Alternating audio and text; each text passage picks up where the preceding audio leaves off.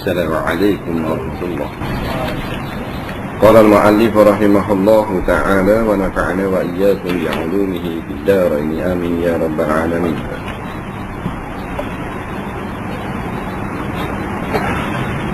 Yang pertama daripada 6 rukun iman, iaitu beriman kepada Allah. Dalam kalimah la ilaha illallah bererti tidak ada Tuhan yang wajib disembah melainkan Allah. Faham makna kata yang diwajib disembah tu bukan hak lain tu. Sunat sembah. Wajib di sini maknanya dia saja yang mesti kita sembah, yang lain jangan sembah. Mempunyai erti bahawa Tuhan Allah yang Maha Besar duduk dalam kalimah tu saja. Bila kita kata tiada Tuhan yang disembah ataupun yang patut disembah, yang berhak disembah, maknanya Allah ni lah yang Maha Besarnya, hak lain kecil lah tu. Kecil mana? Kecil segala-gala. Semua kecil lah tu. Maha Kuasa maknanya habis kuasa. Yang lain kuasa kau, tapi kau dah mana Tuhan tak tarik lagi. Bila tarik balik kuasa, balik besuk lah. Dan patut disembah. Orang lain tak patut sembah. Sembah ni kita peramba diri, tak patut lah. Ada orang yang perambakan diri dia kepada cari harta, tak tahu. Jangan tak salah cari harta, betul lah, jangan sampai jadi hamba. Ada beza tu. Cari harta dengan jadi hamba dah. Jadi hamba ni kerana mati tak apa. Tapi kerana Allah tak boleh. Terus kata mati hujang tak pergi dah serah. Tapi kerana harta bukan harta hujang. Kalau petir tu liik celah petir. Itu hamba itu. Sanggup mati kerana Tuhan, sanggup susah kerana Allah, sanggup tengah malam kerana Tuhan. Dipanggil hamba Tuhan. Sanggup susah lebih pada susah kerana Allah. Hak dunia, hamba dunia. Ditaati dengan sepenuh hati. Walaupun maknanya nafsu kita tak senang. Sebab ada ni hukum tu nafsu kita tak apa senang. Tapi kita terima ke atas dasar keimanan kepada Allah. Tak apa dah. Sebab tubuh badan kita ni tak jasad saja. Yang macam tiang-tiang api itu, dia ada nafsu dalam. Nafsu tu kadang-kadang hukum Tuhan tak apa senang. Mana haram, benda tu kita berahi. Tapi haram lah pula. Walaupun kita seronok benda tu, hak haram tu, kita terima juga hukum haram tu. Sama, kaedah iman.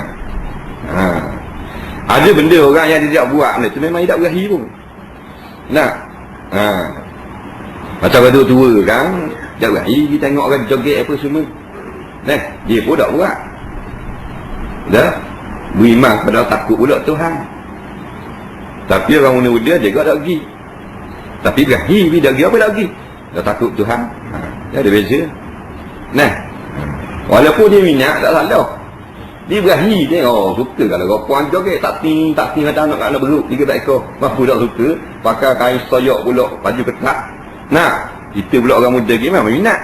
Dia orang kata haram, kita pun tak pergi. Tak apa dah.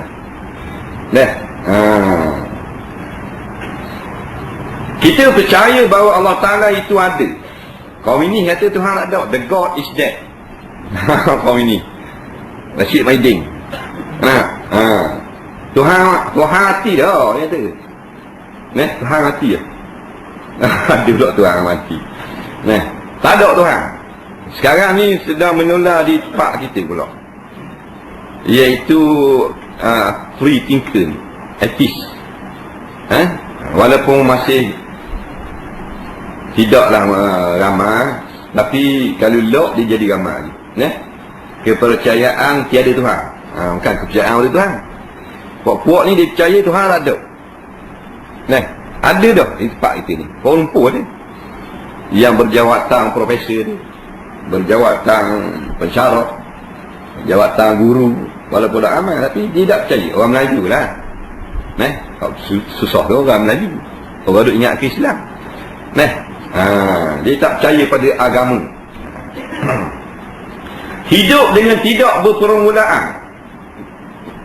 Sebab tu ulama-ulama kata, apa yang kita pelajari daripada kitab-kitab tauhid Allah bersifat dengan wujud ke? Macam mengaji sifat 20 wujud, idam, baqa, mukhalafatuhu lil wadi sampai 20 tu. Akhirnya disimpulkan dalam kata la ilaha illallah.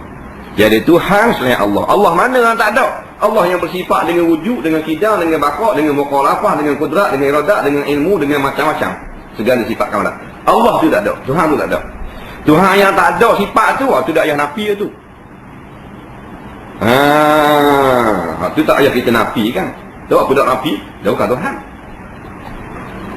Tak ada sifat wujud, tak ada sifat kidam, tak ada sifat kudrat, tak ada sifat ilmu. Tuhan tu. Tak, bukan Tuhan, dia bukan Tuhan. Tak payah nafi. Dalam kalimah tu. Kalau kita kata la ilaha, tiada Tuhan. Tuhan mana? Tuhan yang bersifat dengan sifat-sifat kamalat.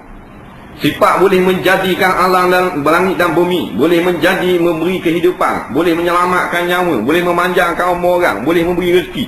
Tuhan yang sifat tu kita kata tak ada. Illa Allah, mereka Allah orang. Nah. Hidup tak ada mula. Kita hidup ada mula. Nah. Kita hidup ada permulaan. Allah ni la awwala li wujudihi. Tiada permulaan bagi wujud ni. Nah, kita Aqidatun Najin kata. Nah, la awwala li wujudihi. Nah. Dalam kitab Tauhid Salah dia kata wujudun. Nah. Bila tidai. Ada Allah Ta'ala dengan tiada permulaan. Sama je, tak payah balah. Tauhid Salah ke Tauhid Salah ke sifat 20 ke pesen salah, sama je. Tujuan nak suruh kita tauhid. Kaedah pembelajaran lain-lain. Nah, kita senang dengan kaedah sifat 20 Kok sifat 20 mudah faham. Ada orang faham kok pesen salah, ngaji kot tu. Nah, tujuan bukan nak apa sifat tu.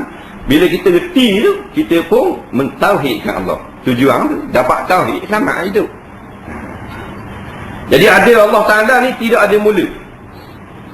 Nah, ilmu maklak semana kita hakikat insan tu kafir. Dia kata Tuhan ni dulu tak ada, lepas tu Tuhan mengadakan dirinya sendiri. Pening kepala kita. Boleh mengada diri sendiri? Kan boleh. Nak kursi nak buat diri dia sendiri kursi tak boleh. Kena ada tukang kursi. Nak tukang kursi nak buat dah boleh, kena kayu ada. Kayu kena minta dengan JKK. Ada orang ni. Ada orang lagi. Dia hangat sebut aku. Nah, Allah Ta'ala ni barang tak ada. Nak kun payakun. Nak ada. Jadi Tuhan tak ada mula. Lepas tu kita kaji macam mana kita ni ada mula, Tuhan tak ada mula, tak ada start. Tak ada beranak, tak ada apa. Adanya dah dulu. Dulu ada juga. Dulu. Ada. Sampai mana? Dah nak fikir. Memang pun kita dah nak fikir. Baru reti panggil. Kalau boleh kabur no gini-gini, itu dah reti lagi. Kata Hina Waqah, al-ajzu an idrakin idrakun. Lemah dah akal kita nak dapat reti, faham sebenar-benar sifat Tuhan. Itulah orang yang reti. Manusia kita boleh faham lah. Pasal apa? Ada permulaan. Jadi ada, dulu tak ada. Nah, apa panggil mungkin maujud ba'da? Tak ingat? Tak ingat? Apa ingat? Aqidatun Najin ingat? Jauh tak ni rasa? Tak kamu nak marah tak? Jadi mak, mungkin dipanggil mungkin maujud ba'dal adang lah.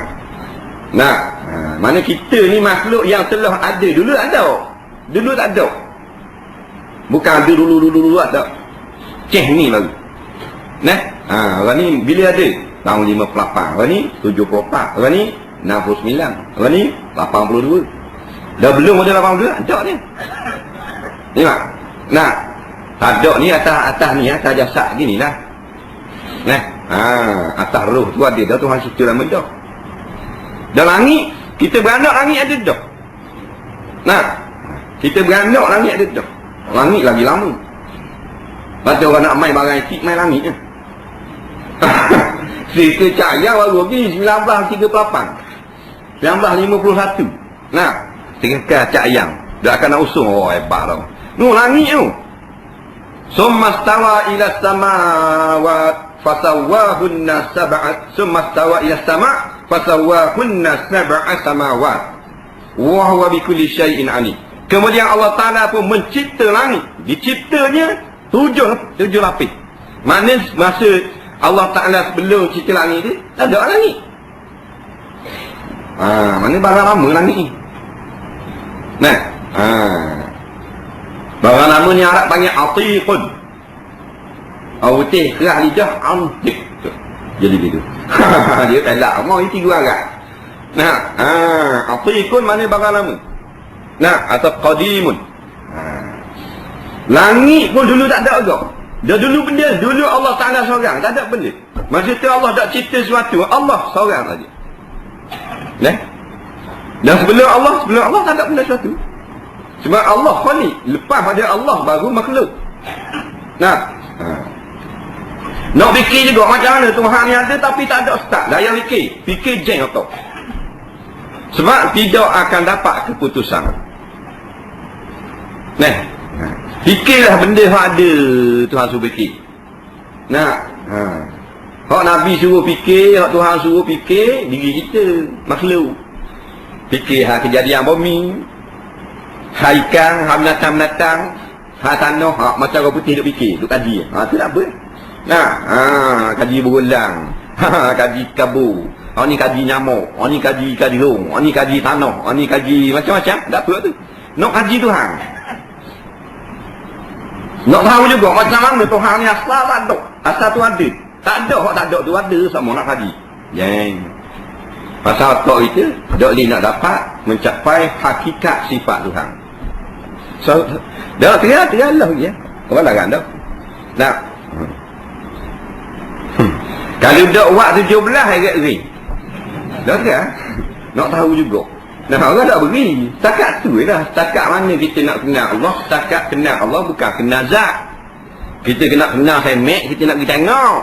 Nak tengok hidung warna, telinga warna, dahi warna, kaki cukup dok. Nak tengok benda orang. Kalau kau comel dah nak tengok tadi. Dah tengok pakai cahaya kat aku ada le cahaya gemung. Aku nak tengok dulu baru aku nak tenang. Tu lain. Pasal barang-barang boleh nampak. Allah Ta'ala barang tak boleh nampak. Jangan kaji ya. Setakat diberitahu dalam Quran, setakat itulah kita kenal Allah Ta'ala dengan sifat-sifat dia. Dengan sifat kita kenal dia. Allah Maha Esa, dia tunggal, tidak ada yang menyerupai. Tak ada sesuatu seperti Tuhan ni. Tak ada satu yang seperti Tuhan. Sesa nanti dia kabur. Allah tidak berkendak kepada sesuatu pun. Seluruh alam semesta ini dijadikan, diatur oleh Allah. Tidak ada sesuatu yang luput daripada penguasanya. Allah Maha mendengar, Maha mengetahui segala yang nyata maupun yang tersembunyi. Bisikan hati kita dah dah. Kita niat nak buat jahat esok, tahu dah ini. Bahkan baru berniat pun sudah diketahuinya niat. Malah esok nak pergi ambil awet. Niat baru dah berlapas lagi. Baru niat lah esok dia ambil minum kali. Bagi KFC. Tuhan dengar dah. Dengar masa kita fisik tu. Belum jadi kita. Belum jadi kita. Orang berupang kita semua apa boleh tahu tak bolok. Mong bolok. Allah tak bukan mong. Kalkulator tak bolok dah. Kita ambil kalkulator tu. Tak 12 digit ni. Kita kaji 18,000. Bagi 7 kali 9 tolak 56 kali 400. Value. Tak boleh. Tak boleh dah Tuhan. Tak kalkulator. Kalkulator seperti made in China. Tukang orang berak dah asuh. Maknanya dah Allah Ta'ala dah akan bolong. Oleh sebab itu orang yang sudah beriman akan rasa dia menjadi sikap rendah diri. Tujuannya bila kita belajar ilmu tauhid, kita dengar kebesaran Allah, kehebatan Tuhan, kekuasaan Tuhan. Maka dia akan mari sikap rendah diri. Itu tujuan. Bukan suruh hafal sifat 20. Tak tanya lah gubur lagi. Sifat 20 terang tak? Dah lah. Bukan laki tanya. Tak ada.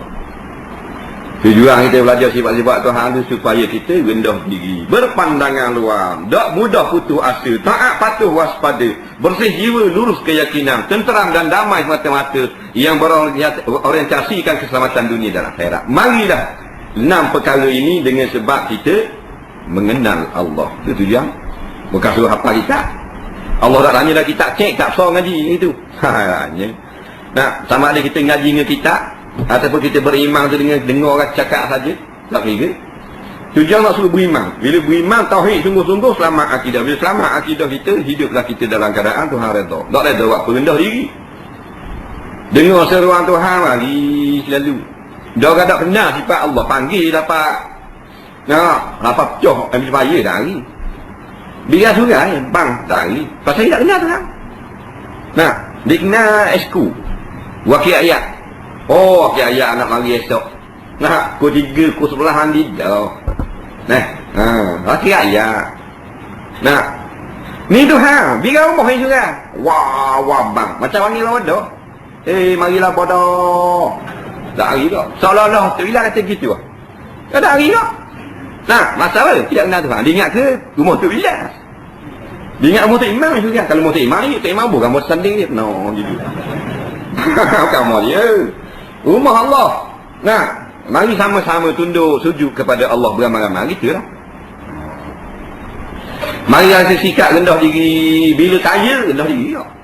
Sebab apa? Tuhan yang kaya. Dia ngaji dah. Dia dengar orang ngajak. Ya ayuhana antumul fuqara wallahu al-ghani. Hei manusia-manusia, apa kedana belaka Allah yang kaya. Jadi Tuhan ni dia harta tambung, Tuhan nak test. Tambung pun Tuhan yang maha kaya. Di mari begitu. Nah, ada besar lagi.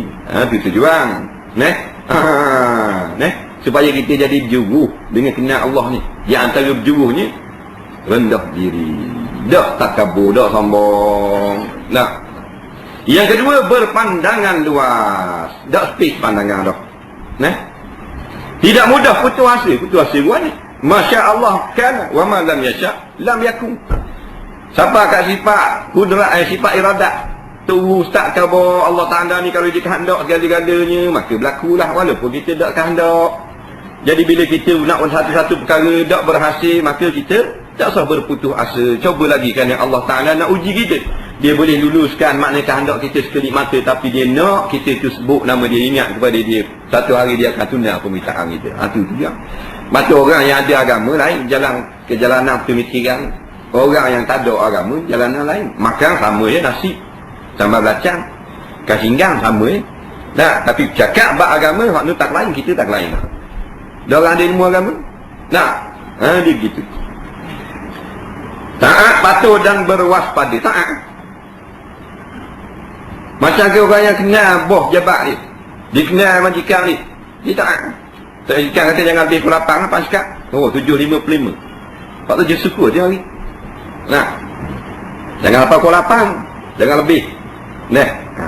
Dia kenal bos dia musang apa semua. Marah itu ni. Malahan musang-musang itu. Baik mari awas nak. Nah.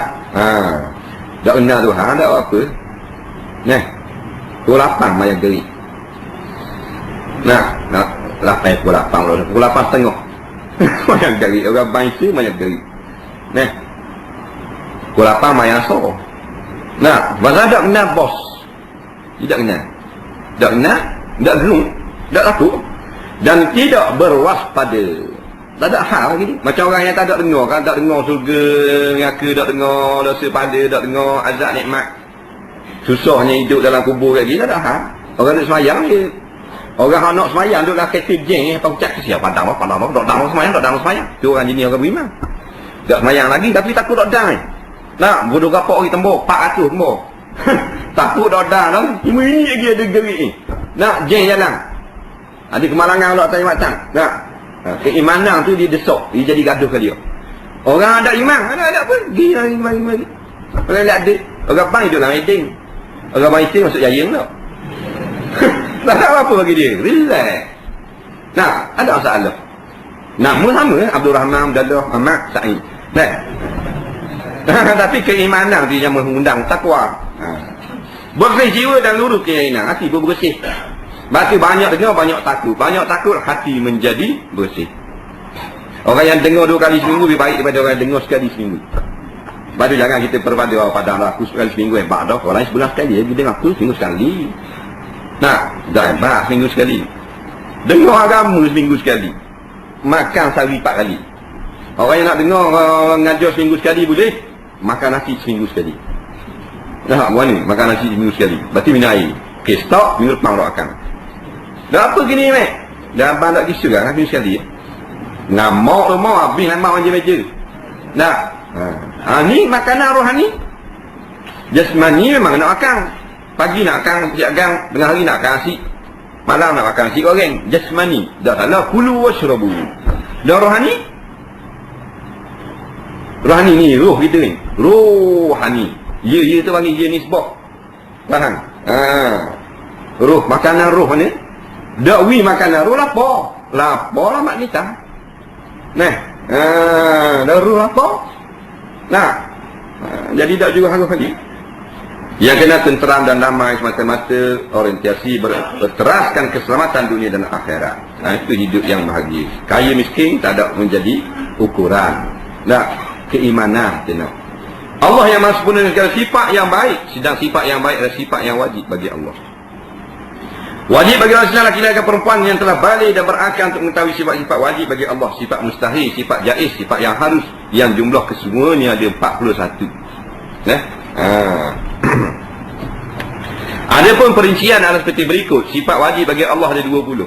Sifat mustahil ada 20. Dan sifat jaiznya ada 1. Hak ni hak wajib kita belajar. Jangan kita kata Tuhan ada 20 sifat je, sesatlah kita. Kalau tanya Tuhan ada berapa sifat, jangan jawab ada 20. Allah Ta'ala ada sifat-sifat kamalat yang tidak ada orang tahu bilangan. Walaupun malaikat yang hampir dengan Allah. Kalau kata 20 tu hak wajib belajar pada sebahagian ulama.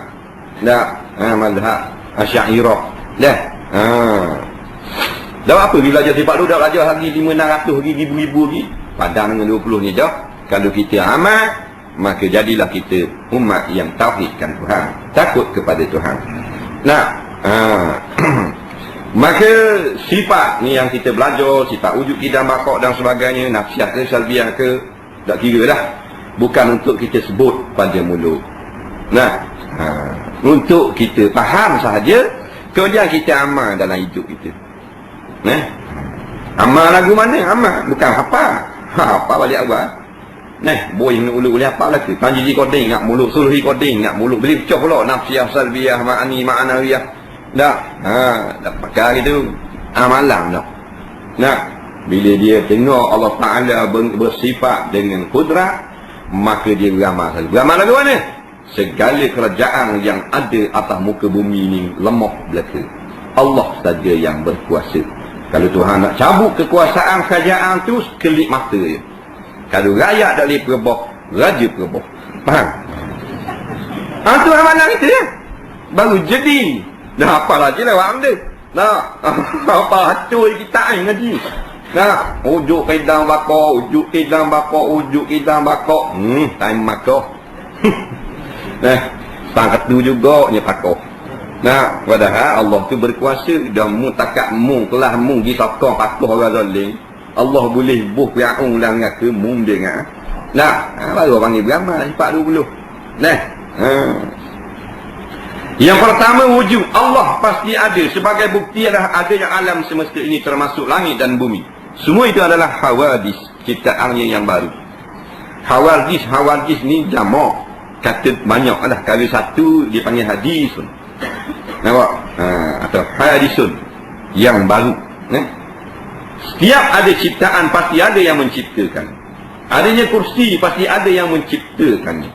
Firman Allah Ta'ala, Allahul ladzi khalaqas samawati wal arda wa ma bainahuma.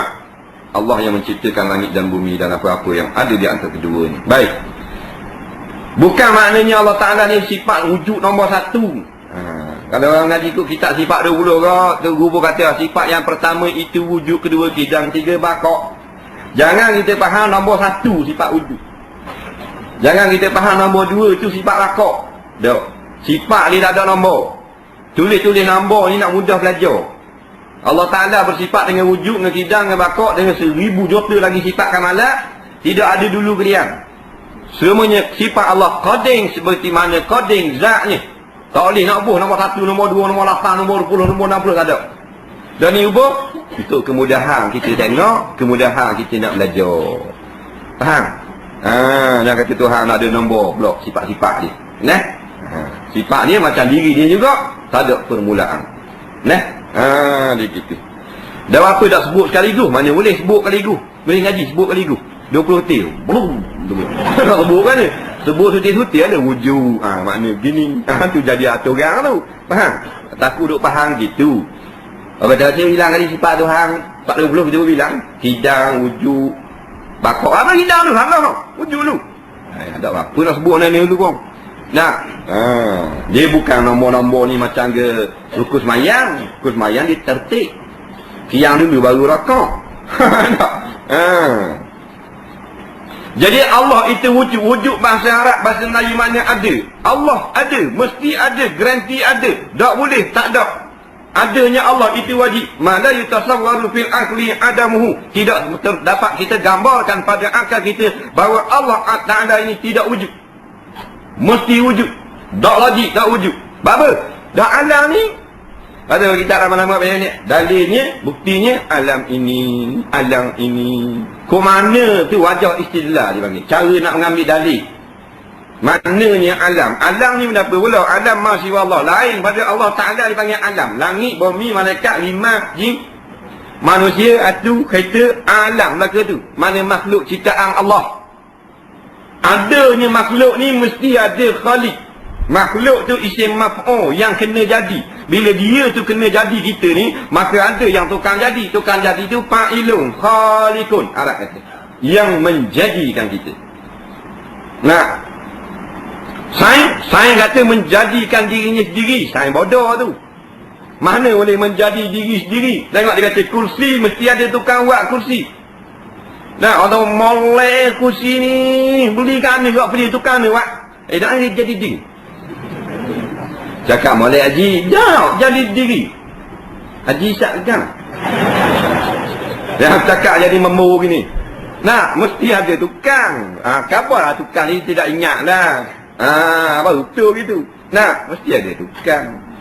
Nah, kursi ada tukang. Rumah mesti ada tukang buat. Kereta, tukang buat dia ada. Perasaan Jepun. Nah, baju. Nah, mesti ada. Nah, tukang jari. Nah, alam ini ada tukang. Tukang tu Allah. Tahu dah ni. Nabi-Nabi turun daripada Adam sampai ke kiamat. Semua khabar. Tukang yang buat alam ni Allah Ta'ala. Ni ayat ni Allahul ladzi khalaqas samawati wal arda wa ma bainahuma. Allah tu Tuhan yang khalaqa, yang menjadi membuat tukang dia tukang. Yang kita yang reka segala langit dan bumi dan barang antara langit dan bumi. Langit dengan bumi ni banyak benda lah. Kita ni bumi duduk keliling matahari, 9 utir planet, satu galaksi, satu dipanggil sistem suria. Dalam alam Allah Ta'ala ada berbilion-bilion lagi sistem suria. Ada lagi matahari kat lain, planet dia pusing. Ada matahari yang 6 utir planet pusing, kita 9. Nah, salah satunya bumi. Ada lagi yang pusing banyak lagi. Semua tu ma bainas sama'i wal ardh, antara langit dengan bumi. Nah, itu pun Tuhan jadi juga. Tuhan jadi juga tu. Leh. Tapi Allah menjadi benda yang ada pada akal, menasabah terima. Benda yang tak ada terima pada akal, Tuhan tak menjadi itu. Nah, Tuhan hanya buat benda yang menasabah pada akal. Benda tak masuk akal, dia mustahil lah maknanya. Tuhan tak buat benda mustahil. Macam anak. Anak bagi Tuhan boleh buat. Tak ada soalan itu. Faham? Ada orang ditanya, dia nak menyesat orang. Ditanya kau ni. Dia kata Allah Ta'ala boleh buat tak satu batu yang sangat besar sehingga Tuhan sendiri tak orang nak angkat. Ini soalan kufur. Nak menyesatkan orang. Nah, soalan gini batal tak ditanya. Bapa dah dijawab. Bukan, mana tak kena cara tanya. Nah, benda mustahil. Allah tak buat benda mustahil. Allah buat ni benda yang harus berlaku. Nah, macam bulan. Nah, kalau tak ada bulan, Tuhan buat boleh tak? Masa dulu tak ada lagi, masa buat langit, Tuhan nak tambah buat bulan boleh tak? Dan ni dia buat dah. Jadilah bulan. Dah tambah buat, tak ada masalah. Orang ni mustahil. Dia nak buat pula bulan, nak buat apa segi, jadi bulan. Nah. Ada pula Tuhan boleh tak buat satu batu yang sangat besar yang Tuhan sendiri tak urut nak angkat. Kalau Tuhan dia kata kalau Tuhan boleh buat batu ni baru dia berkuasa sungguh. Berkuasa kepala otak pun dah tak urut nak angkat. Faham tak? Maknanya soalan tak logik pada akal. Tak boleh nak terima akal. Bukan soalan itu. Nah, tu nak merosak tu syaitan. Nah. Syaitan tu soalan syaitan lagi. Nah. Macam mari dekat Nabi Idris. Nah, soalan itu jangan jawab. Buat kan ni? Buat macam Nabi Idris. Nabi Idris tengah jahit. Nah, dia jahit baju, dia jahit. Dia jahit baju, pandai menulis. Nah, Nabi Idris. Dia jahit baju, dia cocok jarum, dia kata subhanallah. Bila dia tarik jarum, dia kata alhamdulillah. Nak jahit, nak selah, nak siap selah baju, banyak boleh pahala dia, Nabi Idris. Datang lagi seorang laki-laki tua. Nah, syaitan, dia berupa laki-laki tua. Nah, dia nak mari menyesat Nabi Idris. Nah, dia kata, hey Nabi Idris, dia waktu bik kulit telur tangan. Nah, kulit telur dia isyak dah. Faham tak? Dia tebuk lubang, isyak telur. Kulit itu tunjuk Nabi Idris. Dia kata Tuhan boleh buat tak bumi alam yang begini indah duduklah kulit telur ni. Nak masuk ke lubang halus ni. Nabi Idris tak kejut, dia kata Nabi kan. Nah, bukan ustaz Nabi Idris. Dia kata orang yang paling pijak dalam alam tu Tuhan latih jadi Nabi. Itu lah. Nah, Nabi Idris kata mai dekat sikit nak tengok. Alah yang salah itu. Dia pun mari dekat, cocok jarum atas mata. Beruduk rapak mbau. Tak. Dia jawab bodoh salah itu. Nah, bukan orang nak berimang itu. Jadi Allah yang menjadikan. Bila ada dah kita tengok dengan musyahadah, ada dah ni. Mesti ada tukang. Macam tadi lah. Akal tak terima, rumah tak ada tukang. Baju tak ada tukang. Dan alam ini, yang begini indah, tak ada tukang. Jadi gitu ke? Tak kena sabar lah. Nak, begitu mudah selah baju Melayu ke?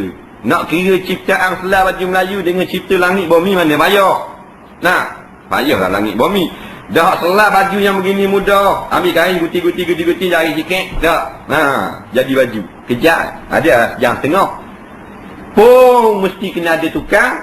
Dah bumi yang begini luas, langit yang begini luas. Takkan ada tukang. Nah. Dah tu sains, buku sains kata dia jadi sendiri ada ni musim cop jadi planet. Tu mabuk ada sains tu. Faham tak? Ramai boleh cakap gitu. Nah, dia kata batu ni 64,000 juta tahun. Ramai muadil lah tu. Faham tak? Cakap saja boleh ha. Nah, anggorang, tulang ni dinosaur ni kurang-kurang umur dalam 25,000 tahun. Ni 27,000 tahun ni. Muadil lah tu pada. Mana muadil. Nah, bukan ilmu Tuhan. Nah, tapi dah kata gitu sekadar kajian manusia. Kajian manusia tak apa kita tulis. Kita ikut. Tapi ingat ilmu manusia bukan ilmu Tuhan. Nah, banyak kelemahan dia. Maka dah kita tengok dah ada cokoh, maka akal kita mengatakan mesti dah ada pencipta tukang bagi alam ini. Orang yang kata tak ada Tuhan, orang tu rosak akal dah, orang ni mereng dah, orang ni tak tu dah, tak apa jadi dah otak dia. Nah, sebab ada dah mata lihat. Bekas ada mesti ada tuan. Kalau kita jalan tepi sungai mana, tengok tapak kaki rima, mesti kita kata ada rima. Nah, kita tanya Tok Ngulu, dia ni tapak kaki rima ni, rima ada ni, kesagi lah.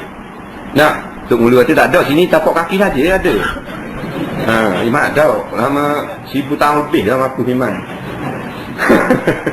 Nah, kita ambil Tok Ngulu tu telefon lah sungai. Bodoh cakap. Ada pula tapak kaki ada, baru lagi iman tak ada. Amal. Nah, mesti ada iman. Dan ni tapak kaki kita ni. Kita ni bekas kesang daripada kekuasaan Allah, tanda wujudnya Allah. Sebab tu Tuhan cipta langit dan bumi. Tuhan cipta pula kita supaya lihat kepada bumi, kepada langit untuk balik membesarkan Allah Subhanahu Wa Taala. Tengok kehebatan tu, tengok kehebatan ni supaya kita ramai-ramai tunduk sujud kepada Allah, mentauhidkan Allah. Tu tujuan. Nah, nak test kita kan? Tuhan boleh buat duduk dalam surga selalu lah. Tak payah pakai duduk dalam dunia, pakai duduk dalam surga selalu. Boleh buat? Boleh ada beriak cok duk main gambar lalu. Tak ada. Nah, tapi buhlah dunia dulu. Tubuhlah dunia. Nak suruh kita tengok kebesaran Allah Ta'ala cipta dunia. Soalan yang kedua. Soalan yang kedua pula. Sifat yang kedua. Soalan lah pula. Punya masalah ni. Wujud Allah Ta'ala kidam. Wujud Allah Ta'ala tidak ada permulaan dan tidak didahului oleh sesuatu. Kidam. Sebagai bukti jika wujud Allah Ta'ala ada permulaan atau ada sesuatu yang mendahuluinya, tentu Allah termasuk barang baru. Jika Allah termasuk hawadih barang baru, tentu ada yang menciptakannya. Yang menciptakan Allah perlu pencipta lagi. Yang menciptakannya perlu pencipta lagi. Begitu seluruhnya sehingga terjadi mata rantai. Dan ini mustahil bagi Allah. Huwal awwalu wal akhiru wal zahiru wal batinu. Artinya Allah yang maha awal, maha akhir dan yang maha batin. Orang-orang yang baru nak mendekati ilmu tauhid, ambil kepahaman. Orang yang pandai-pandai tak apa. Kemudian sifat yang kedua maknanya qadir. Kita tak pun nombor dua pun tak apa. Kita kata Allah jugalah yang qadir. Boleh tak? Allah bersifat pula dengan awal yang tidak ada permulaan. Huwal awwalu la ibtida li awwalihi. Dialah yang awal yang tidak ada permulaan bagi wujud awalnya itu tak ada. Macam kita katakan kita awal. Jangan faham awal ni sebelum tu tak ada. Macam petang tadi pukul 6.30 dia orang tu dia panggil mula-mula surah ni. Nak 6.30 dia panggil. Orang ada lagi. Orang panggil dia awal tak? Huwal awal tu. Orang yang awal. Tapi bukan maksud itu. Bak pukul 6.30 dia ada. 6 suku ada. Awal Allah Ta'ala ni bukan awal macam kita panggil awal. Sekedar panggil surah. Awal maknanya dialah yang mendahului segala makhluk. Tapi tak ada mula. Tak ada permulaan. Tak ada tarikh lahir. Kita ada tarikh lahir, ada hari jadi. Ada mak? Gaji hambuk tak hari jadi? Gaji? Nyanyi lah. Gaji hambuk tak hari jadi? Gaji hambuk.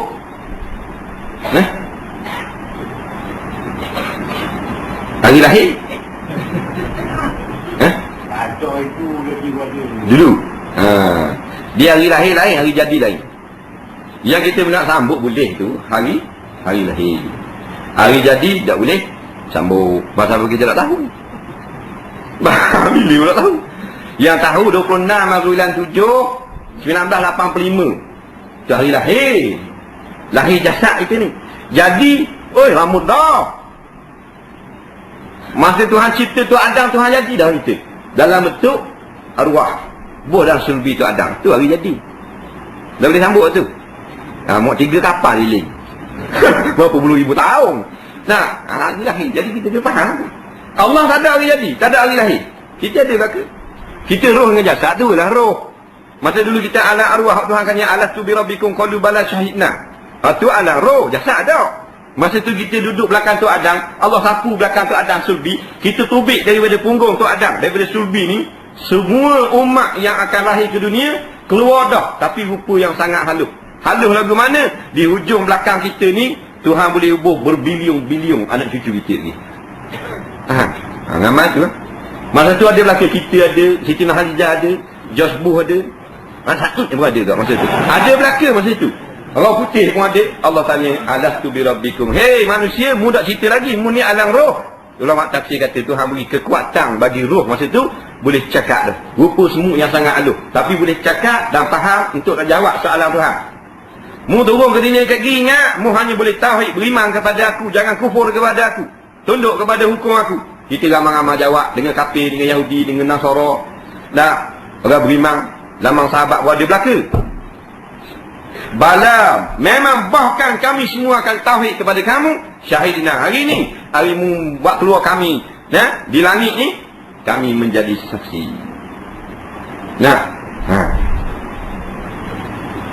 Tu kita. Maknanya kita ada dah.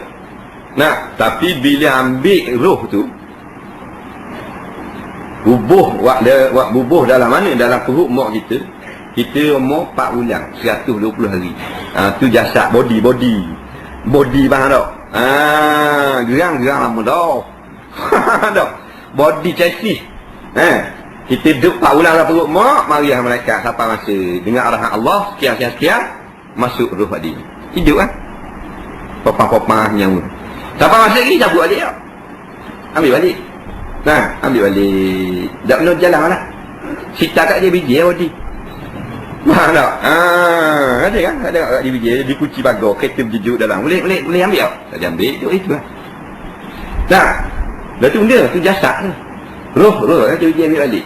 Kita gitu lah. Sampai masa lagi tak balik. Kita tarik balik. Hak cek itu. Waktu baik. Roh kita. Hak aluh. Maka body pun sadar. Nyanda kursi. Tak gerak lah. Kita ni muda. Hak muda jasad. Hak tua roh. Roh pun dulu tak ada juga. Tuhan cipta. Beriak cok kali Tuhan buat. Hebat Tuhan. Maka tidak ada permulaan segala-galanya. Bukan kata zat saja. Sifat Tuhan tak ada mula. Semua tak ada start, tak ada mula. Allah ni tak ada start, tak ada ending. Kita ada. Haji Mat lahir tahun apa? 33. Tengoklah. Banyak boleh bonus je. Tahun 33 orang lahir tahun 60 hal lama tak tahu. Berderu dah bola patok. Ada. 33 lahir. Tahun 31 Haji Mat ada lagi. Ada lagi lah. Masa mak Haji Mat duduk kasih ingat dengan ayah Haji Mat itu. Tak nikah lagi, ada lagi tak? Tak ada lagi Haji Mat, ada lagi. Cuba panggil baru. Walaupun tua dah kita tengok macam barang etik tu. Tapi orang panggil baru juga hadis. Baru. Apa panggil baru? Pasal sebelum tu tak ada. Tiap-tiap apa pun yang sebelum tu tak ada, dia panggil hadis. Nampak? Dia panggil baru. Jangan faham baru li baju bukan itu. Dalam ilmu tauhid baru maknanya benda-benda apa pun sebelum tu tak ada. Ada orang tak ada, kemudian baru ada. Dah langit, sebelum ni tak ada langit. Tuhan cipta langit. Langit pun baharu juga. Jadi tidak ada pun yang qadim, semua baharu belaka. Yang lama hanyalah Allah Subhanahu wa ta'ala. Wallahu a'lam. Kita tengok soalan.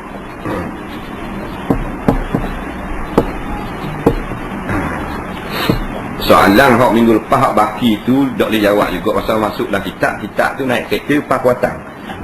Buku tu Pakuatan pula. Nano cari ni. Ada Pakuatan tadi semua ada 5 buku. Jadi ingat soalan tu pula. Jadi kita baca soalan hak baru mana ni lah. Agak sabarlah.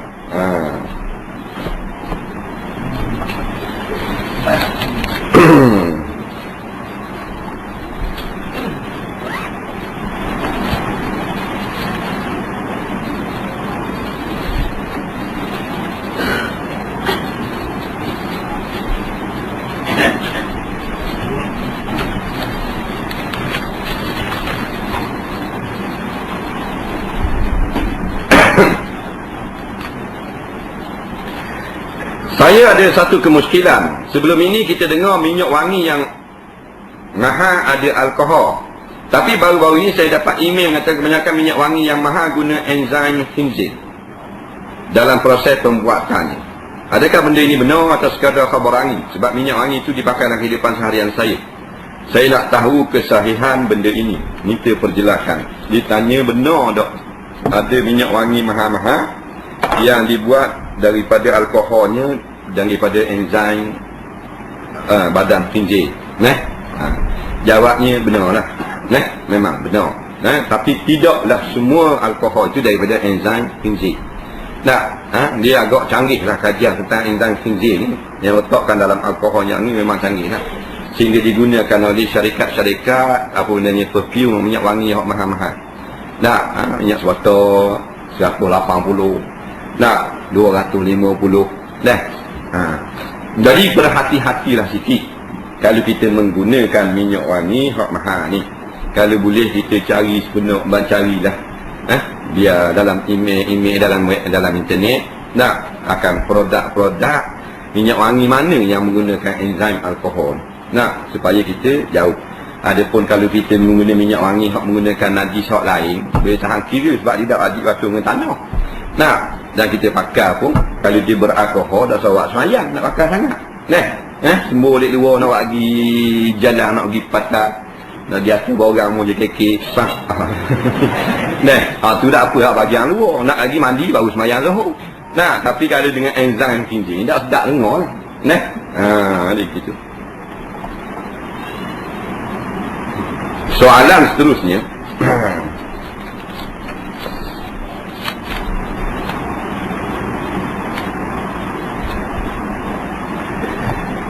Harta sepencarian. Bila suami meninggal, harta pusaka akan ditolak harta sepencarian untuk isteri. Dan barulah dia bagi yang selebihnya pada waris. Soalan jika isteri mati dulu, patutkah harta sepencarian ditolak dulu dan dibagi kepada waris?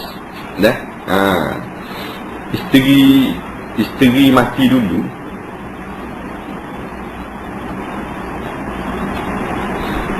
Suami mati, isteri dapat harta sepencarian. Jika isteri mati dulu, patut tak harta pencarian ditolak dulu dan dibagi kepada waris? Waris mana? Waris isteri. Anak-anak. Dulu lah mesti ketang. Nak isteri mati, patut ambil dulu bagian isteri itu. Dah dia mati. Nak, arti mana harta sepencarian? Dia nak gini, nak faham gini dulu. Sepencarian ni lagu mana? Nah, harta sepencarian ni hak begini, hak isteri dia itu. Nak, sama-sama maknanya menyumbang dalam menunaikan nafkah lah. Beli rumah bayar sama, beli kereta bayar sama, tu sepencarian. Selagi sepencarian, isteri yang bila suami dia buat kerja cari makan, dia yang uruskan kehidupan suami, tu dapat harta sepencarian. Yang tak dapat harta sepencarian ni, mana isteri dia tak sediakan mana kelengkapan untuk suami, makan kedai lah ke. Nah, suami kerja tapi makan kedai. Nah, jadi bukan isteri tu yang menyediakan segala kelengkapan untuk memudahkan suami bekerja. Itu tak ada harta sepencarian tu. Nah, kemudian harta sepencarian yang sama-sama cari ni, isteri mati, hak dia. Baru hak mana kita kata tak boleh nak bagi. Kalau hak boleh bagi, tu hak waris bagi isteri lah. Nah, sebab dua orang suami isteri sama-sama beli barang, rumah. Sama-sama beli rumah, sama-sama beli perabot, beli belaka. Ada, maka isteri pun mati. Maka isteri mati, harta peninggalan ada sebahagiannya hak isteri. Maka sebahagian hak isteri itu, nah, hak tu yang dibahagikan kepada waris bagi isteri. Faham baik? Nah, harta sepanjang harta sebahagian untuk isteri. Tapi isteri mati, siapa dapat? Suami tu lah. Anak tu juga, mak ayah dia dapat.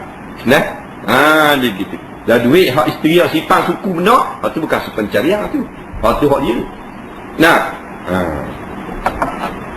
soalan seterusnya.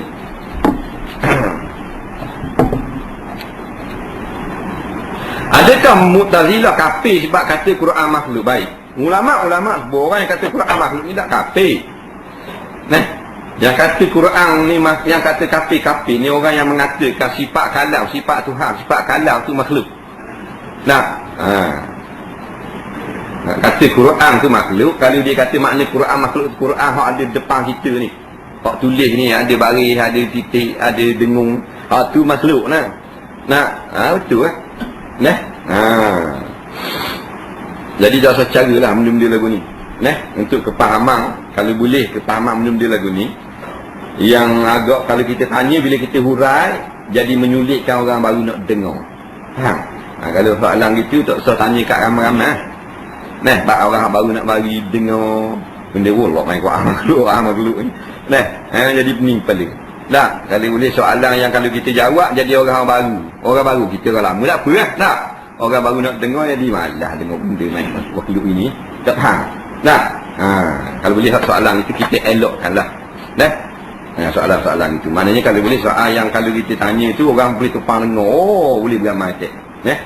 Bukan elok tak boleh tanya kat tak ada orang lah, tak payah hurai ramai. Nak takut orang baru mari sekali mana ni nak serang, tanya si kodeng nak serang pula ni kepala kawan tu. Benda-benda yang sulit begitu. Jadi hak kata dia mata-mata Quran ke makhluk tidak kufur. Apakah ada bid'ah dalam Islam seperti bid'ah hasanah? Ni kita dah nak jawab lah. Imam Syafi'i jawab dah. Dia kata al-bid'atu bid'atani. Bid'ah itu ada dua. Nampak? Mahmudah wa mazmumah. Nah, iaitu bid'ah yang baik, bid'ah yang tidak baik. Bid'ah yang baik itu bid'ah yang tidak ada dicontohkan pada zaman Nabi, tetapi memberi kebaikan kepada orang. maka itulah bid'ah hasanah. Itu jawapan. Nah, Imam Syafi'i jawab, bukan Ustaz Syafi'i. Kalau ngajar surah ngecam kan? Imam Syafi'i, dia seorang je keturunan Rasulullah daripada imam-imam mazhab 18 orang imam. Nah, dia jawab lagu tu.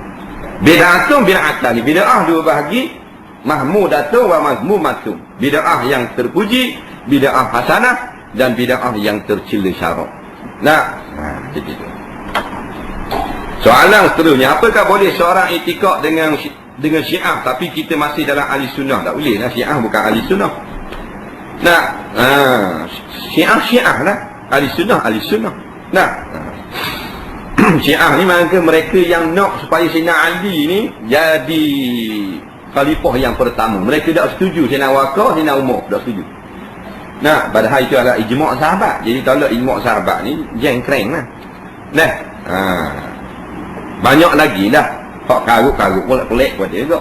Nah, main bila musim, bila sampai hari Karbala, hari ulang tahun, hari ulang tarikh dibunuh Sayyidina Husain. Nah, pedang golok ni tiap atas belakang pada bit darah ni, supaya nak rasa attack kesusahan, kesakitan Sayyidina Husain. Nanti semua sesat lagi. Ini Syiah lagi. Nah, bang sebut nama Sayyidina Ali bang. Nah, pada hari Jumaat ulama mana ada? Nah, ada dua kalimah syahadah. Dia lepas kalimah syahadah itu ada sebut pula. Nah, Sayyidina Ali itu kekasih Allah. Ada sebut pula tu. Nah, itu Syiah. Bukan ahli sunnah. Adakah ibu bapa Nabi diazab kerana wafat sebelum Nabi SAW menjadi Nabi? Hak ni serah kepada Allah Subhanahu Wa Taala. Ni soalan. Bagaimana nak jawab mak rempit orang bina yang kata memang Allah takdir dah aku gini? Nah, dia zina, kita kata apa zina ni dosa besar tak baik. Dan Tuhan takdir aku gini, aku zina. Nah, tak boleh jawab lagu tu. Memang semua ni kita bergerak atas takdir. Kalau tidak Tuhan takdir, tak jadi zina. Allah takdirkan. Tapi ingat, takdir ni Allah Ta'ala takkan kejadian berlaku gini-gini. Usaha dan ikhtiar daripada kita. Sebab tu Allah akan balas azab dengan sebab kita yang pilih. Bukan kita ni macam Jabariyah. Allah takdir dah, dah gerak dah aku. Nah, itu karut. Allah memang dia takdir sekali sesuatu. Nah, wallahu ala kulli syai'in wallahu qaddara kulla syai'. Al-Hadith baca sama Allah tu. Allah Ta'ala mentakdirkan segala sesuatu. Nah, segala kejadian berzinanya dia ni pada sekian bulan dengan takdir daripada Allah. Tapi apa Tuhan azab pula orang berzina? Dan Tuhan takdir dah. Takdir bukan Tuhan paksa. Nah, takdir bukan mana paksa. Paksa lain. Paksa ni kalau kita tak berzina itu mutaragah. Tuhan buat. Kita naik motosikal kena gigak kat awet tu. Kalau kena tak lain patah metal. Apa ni buat apa? Faham tak? Exhaust tabu. Tu baru orang ni paksa. Tuhan zalim lah kita buat. Nah, kena kat lain tak boleh jadi betul. Ni boleh kena atas surau lihat masa kita nak pergi zina. Boleh kena atas surau. Lihat. Kalau di mana pun jeng boleh kat betul atas surau. Tak masalah. Mana kita pilih juga menerukan kerja salah kita, hasil tu kita dibalas di akhirat nanti. Nah. Cuma asabaka min sayyi'atin fa min nafsi. Kalau jadi benda dak balik, buat benda uduh pun semua, jangan kata takdir. Memang hakikat takdir, tapi hak dirimu, jahat kamu. Ni gitu. Hak baik lain lah. Kalau benda baik, Allah lah supaya nak merendah diri. Nah, ma asabaka min hasanatin fa min Allah. Apa yang dapat kepada kamu benda hak molek-molek, niaga laku, berobat jadi baik. Nah, kerja naik pakat, beli kereta baru. Nah, ni kita balik Tuhan semua. Bila balik Tuhan, kita tidaklah ujub, lupa pertolongan Allah. Nah, dah kalau hak ujub, jadi berzina, jadi curi, jadi mengisak, jangan kata Tuhan. Tuhan tak boleh dengar lagu tu. Famin nafsi, kata sebab hak aku sendiri. Dan semua sekali hakikat kullum min indillah. Semua memang daripada Allah. Maka orang yang akan diazab nanti tidak boleh kata mung paksa aku dah. Tuhan tak paksa. Paksa macam tadi lah orang marak kita ambil senapan buah tapala. Tembok gajah. Bukan tembok semua, tembok gajah. Lubang besar bola tenis buah tapala. Tak. Kalau mu tak bina dengan puan ni aku tembak. Memang kita lapor peluru lapor terang lapor. Nah, hal pang-pang dia 30 orang ni tembak buat gini. Kita takut tembak bina. Tu tak kena azab. Hak tu baru kata dah apa mu bina ni takdir kata. Itu aku ditakdirkan kena paksa semalam. Nah. Tu paksa. Ada gitu mana berdosa tak? Tak berdosa tu. Tak berdosa. Dah kalau ramal dia kena berzina teramal, lepas paksa tu ni pula selori awet. Paksa. Tak kira 3 kapal pun. Selama mana dalam keadaan terpaksa, Tuhan kata fala isma alaik, tiada dosa sedikit pun atas orang yang dalam keadaan terpaksa. Ingat masa kita nak jadi mak rempih, tak sembahyang tak apa, jangan salah Tuhan. Dan kita pilih kan nak jadi gitu. Kalau kita pilih nak jadi orang baik boleh, diserah boleh, tak ada masalah. Bukan mutusikan mak Rafi bila mari surah, tak itu. Bila pergi patah, tak itu. Kan? Sama-sama hidup lah tu. Jadi kemudahan aku beri. Nak jalan baik, ikut jalan baik. Nak jalan jahat, ikut jalan jahat. Tak ada masalah. Kekuatan aku beri. Kekuatan mu nak pergi ambil Cina tu, Tuhan beri kekuatan. Kalau tak ada kekuatan, nak start untuk ni harap. Rebah lepok gitu. Walaupun niat jahat dah ni, nak pergi orang puan, nak pergi belakang airport tu, nak berzina situ dalam bank. Tuhan beri kekuatan. Masa start tu Tuhan beri awak hidup. Hidup selalu. Tuhan beri belaka, turut belaka. Tapi jangan salah Tuhan, pasal kita pilih. Kita pilih. Maka dia azab kat kita dengan pilihan kita. Orang yang tak ada pilihan, tidak kena azab. Orang yang ada pilihan, kena azab. Soalan kedua ni.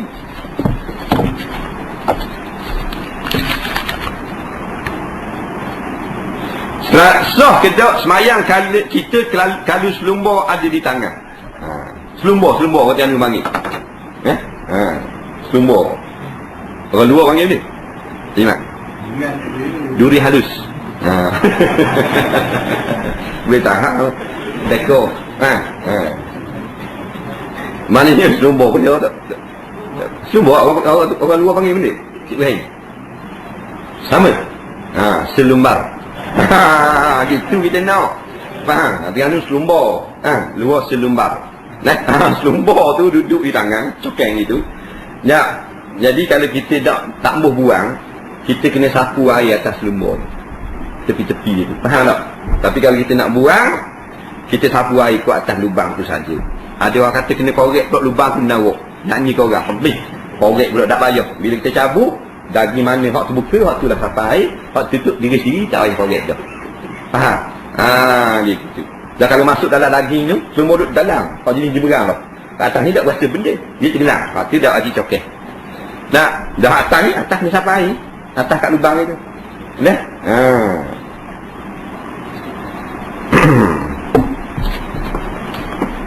Soalan seterusnya.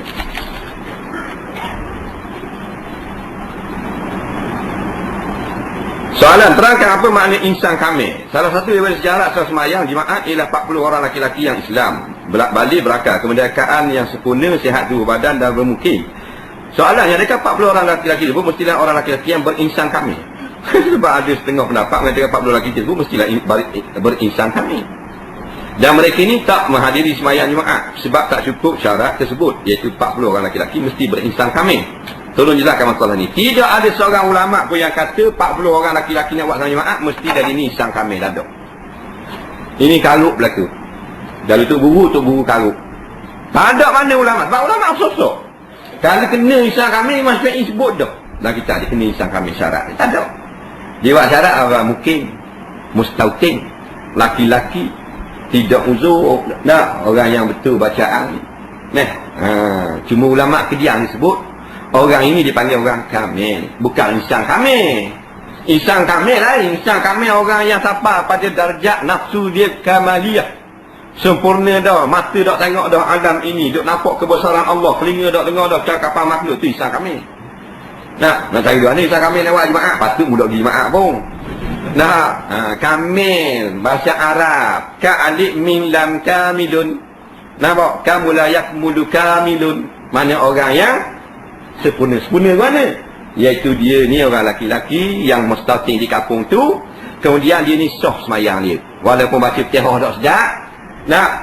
Dia tapi betul. Bacaannya betul. Bukan ghairi maghdub. Nah, tu dak tu. Nah, tu walaupun rakyat-rakyat sikit tu juga.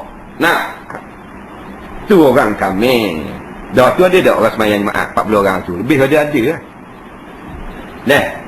Lebih pada ada. Kita nak buat hendak saja tak mungkin sembahyang jemaah, khabar orang dak kami.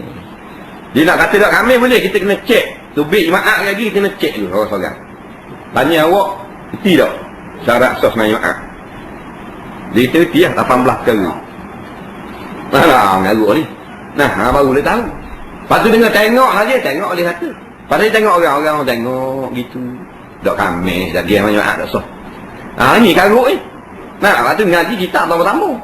Pakai rasa dak isan kami. Isan kami lain.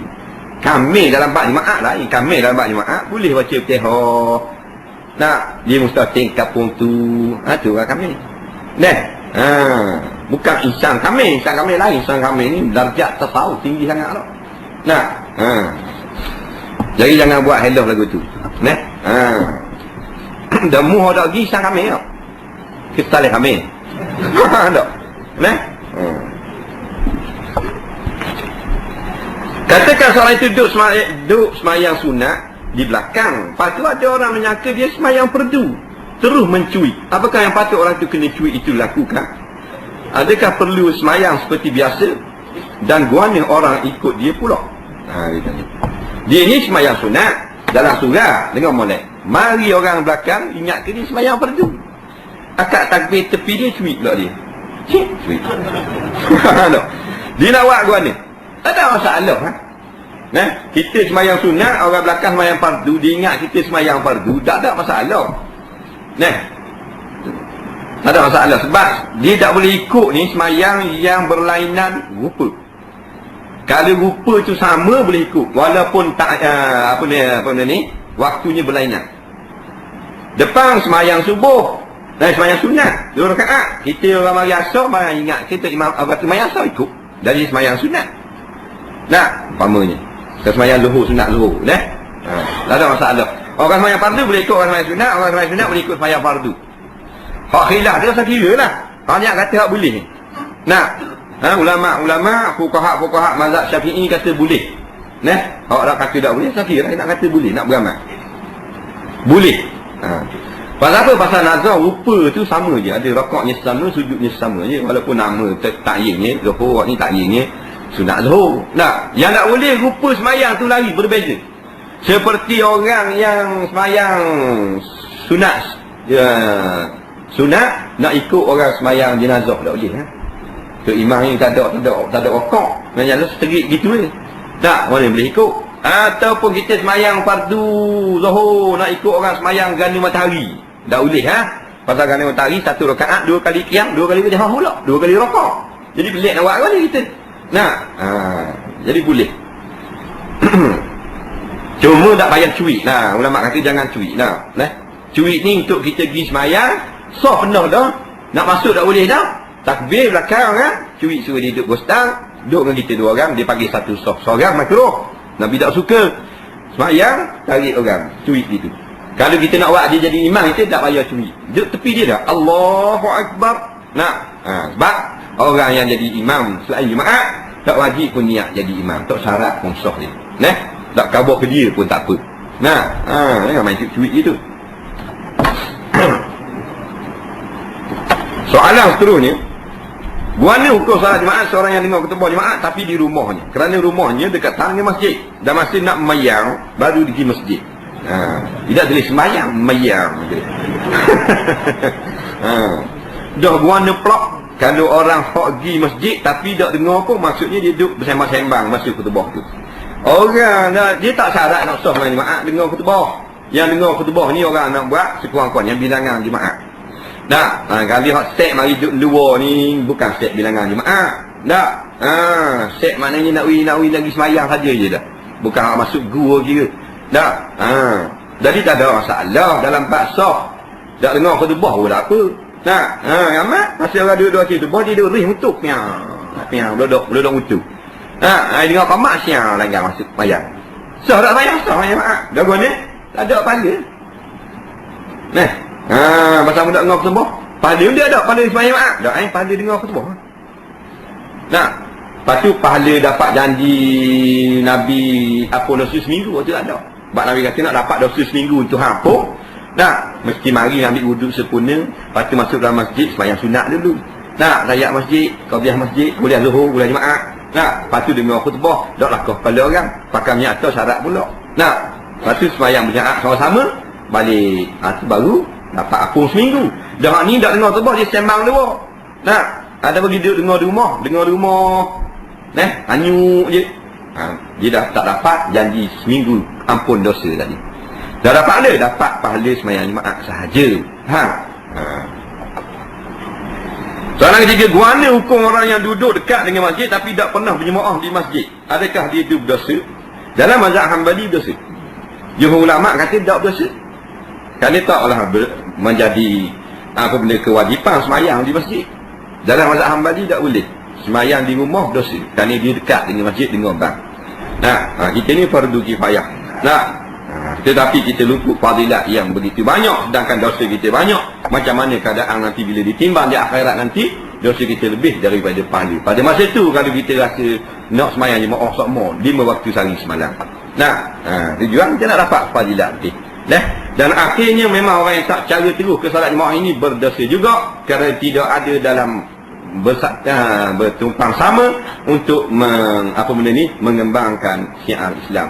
Jemaah ni syiar, dia tak terlibat sama, menjadi satu kedosaan bagi dia. Bukan atas jalan tak pergi pada hari itu, atas dasar keseluruhan dia tidak membantu dalam menegakkan syiar Islam. Jemaah satu syiar Islam. Nah, masa sebuah kampung tu tak buat masjid, tak buat surat, maka berdosa bagi setiap kampung.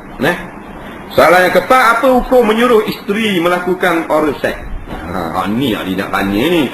Dia pernah jauh bak cuik lah, bak apalah. Jawab sama-sama dah. Berlaku khilaf di kalangan ulama. Pendapat satu ulama mengatakan makruh. Tak berdosa. Pendapat yang kedua mengatakan haram, tak boleh.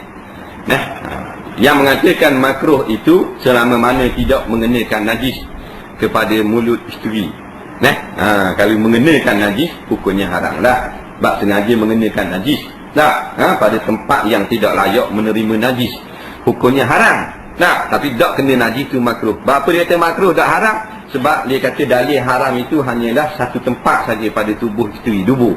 Tu yang haram. Lain, Tuhan benar belaka. Tak ada dalil. Dia gitu. Kena juga kot dia. Ramai tu taklid gitu. Yang kedua mengatakan haram. Haram apa? Kerana benda ni bukan amalan Rasulullah dan benda yang keji. Nampak? Walaupun tidak ada nas, tapi benda yang keji sudah tentu Rasulullah tak suka. Lagi pula ada satu hadis yang berbunyi tahiru afwahakum fa innaha masalikul Quran.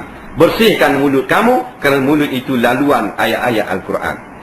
Jadi dua-dua pendapat ini benar belaka, ada dalil masing-masing. Nas tak ada.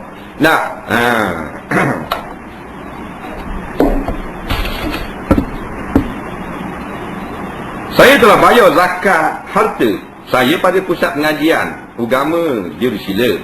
Ada orang kata tak sah, kena bayar kepada pejabat agama. Kata mereka kecuali bagi yang fakir miskin, boleh dibayar sendiri. Baik.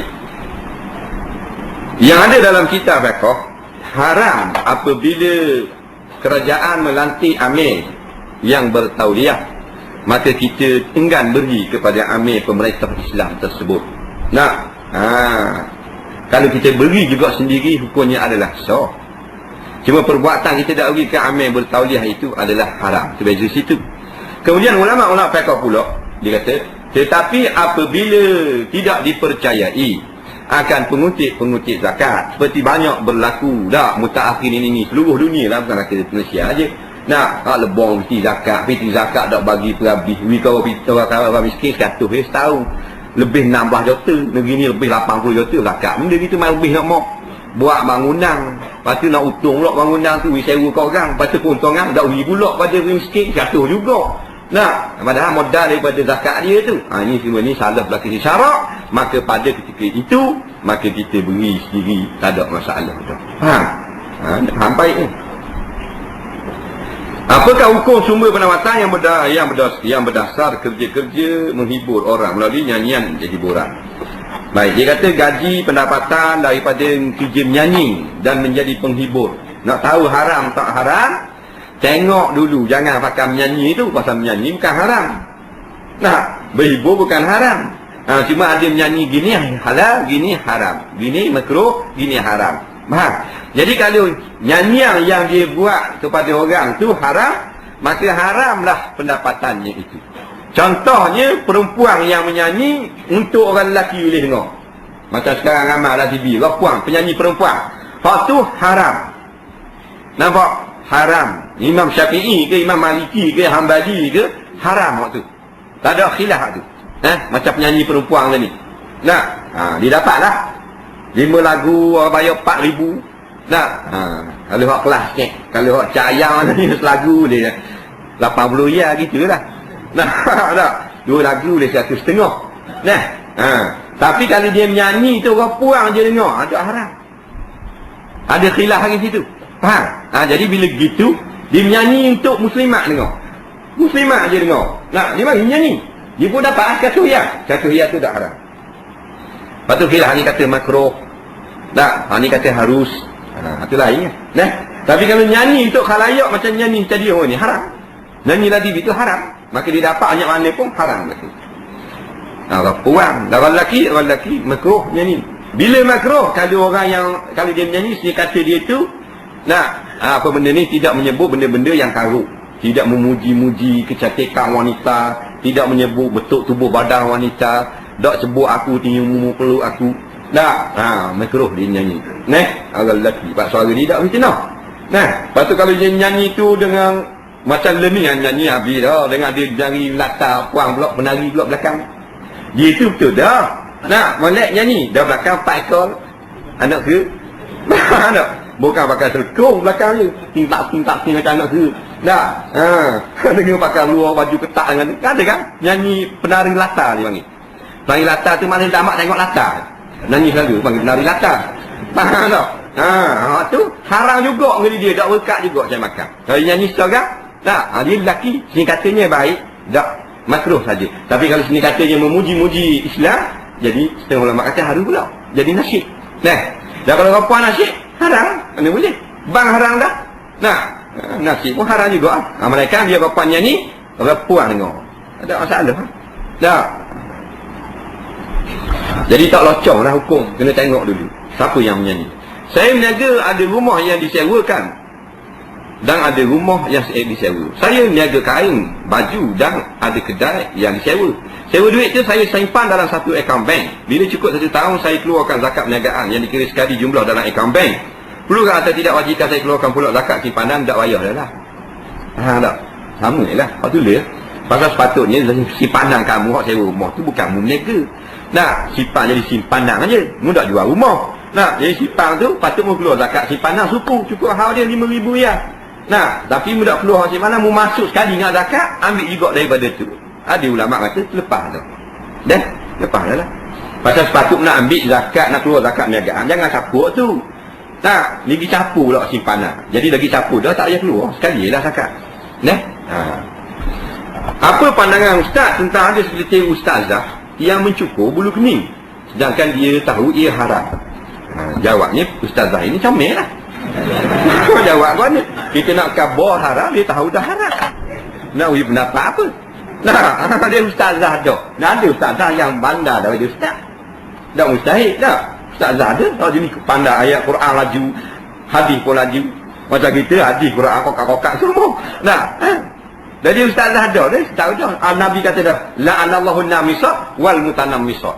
Allah Ta'ala la'anah yang cukur bulu kening atau suruh orang lain cukur bulu kening dia, atau orang buka salung cukur bulu kening. Kena laknat belaka. Comel, macam-comel. Haram lah hukumnya. Tak kira ustazah tak ustazah, tuan guru ke bini tuan guru, haram. La'anah tu kata ulama Syekh Hajar dalam kitab apa ni Al-Jawair, dia kata Az-Zawajir, dia kata kalau nak kenal dosa besar ada sebut depan la'anah. Kalau la'ana Allah, la'ana Rasulullah, ini dosa besar. Dan ilmu ustazah ni mana? Ilmu ustazah ni boleh pakai. Kalau dia amal dah sini, bukan mesti ilmu dia karau. Kalau dia ngajar tu, rukun sembahyang 13 perkara. Tak salah tu. Ada orang bila ustazah tu buat benda salah, kalau dia ngajar 3 karut belakang. Tak boleh jawab gitu. Dari mana ada ustazah maksum? Ada salah kau ni. Nah, kau ni kemah dah dia, kau bulu kening pula cukup. Dia jadi jangan cari kalau boleh kekurangan orang. Cuma nak khabar mana dia buat tu haram. Tapi jangan sebab dengan risiko bulu kening itu kita jadi tak. Siapa tolong habis ilmu dia betul-betul, jangan lagu tu. Sebab kebenaran ni kalau keluar daripada mulut musuh-musuh Islam pun kita kena makan juga. Kita jangan ambil kebenaran tu. Cuma maknanya jangok dah, tak sedap domel. Jadi anak murid pun dari ustazah tu ada dah anak murid botak terus bulu kening. Tak mana dah ustazah. Macam dalam TV kan, mula-mula keluar tak glamour lagi, tebal bulu kening duduk gitu ustazah. Lain ni halus ni macam ke batas spek ni ustazah. Dah dulu boleh masuk 15 riyal je sejam. Lain ni 600 700 sejam. Cakap sejam kan campur iklan super busa lah apalah. Bukan sejam direct gitu. Tapi jadi halus tu leceh. Masa glamour tu. Tak payahlah nak glamour kau lain lah. Ada bicara banyak kat cuba pergi dikubul ni pula. Bahasa kita ni ikut tang kan. Jadi kalau kita buat belak-belak tak apa comel lah. Comel lah Jimat apa suku lu ni. Comel. Kita tengok macam anak lembu. Anak lembu kan anak. Lu ni. Tak comel. Tapi guting bulu kening boleh. Apa? Jangan cukur licin haram atau dicukur licin dah halus dia. Haram juga. Cukur licin dia buat dengan kalang dia. Kalang dia tu Maybelline. Koko dia kelabus tu. Tu botak tu. Bila anak cukur tangan dia Parkinson, yang cukur. Jadi dia bangga kalang, haram. Atau cukur ambil ke atas, ambil ke bawah, tinggal ujung ni tajam. Kalau cocok muka anak ni rabuk ni. Ujung ni tajam. Haram juga. Dah kata boleh, ulama kata boleh. Boleh ni maknanya diguti hak lebih-lebih. Dia anda sikit dah suami ni tengok somel. Ni macam geger jual lokang bulu kening. Berkarut-karut kali. Suami tengok lugar. Jadi betul lah sikit, bukan buat peraluh gitu. Tu dibenarkan oleh syarak. Comel juga. Hak tua. Buat aluh. Kita tengok macam tuk batin. Tua tak. Tapi sungguh orang tua-tua dia make up lagi. Biarlah. Dah kita tua dah kan mesti kena make up. Orang muda tak apa tak make up, mandi bersih sampai selalu. Ni orang tua dah lah tak make up, tak mandi pula. Ni gitu. Saya ada satu cadangan untuk dikemukakan.